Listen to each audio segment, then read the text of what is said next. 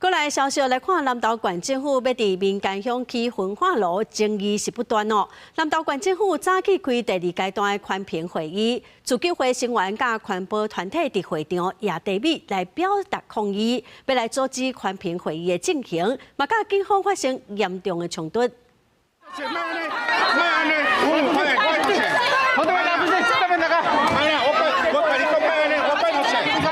南投縣環保局拜召開民間鄉的焚化爐第二階段範圍界定的會議，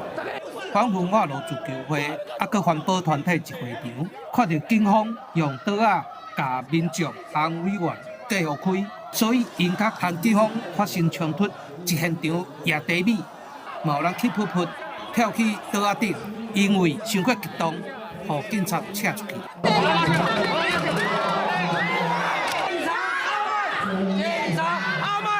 反對起焚化爐的民間鄉鄉民，人愈來愈多，椅仔無夠濟，連環保局長的椅仔嘛讓出來，也是無夠。原本按算9點開始的會議，拖到強要10點，大家冷靜落來才開始。就是針對這個背景調查的部分，到底要針對哪些水質、土壤、地下水還有空氣品質，到底要做哪些的監測啊？包括範圍跟頻率，我們在今天會收集大家的意見。伊敢有照顧咱農民無啊？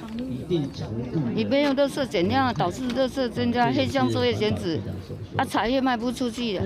阮要經濟來源收入就是這，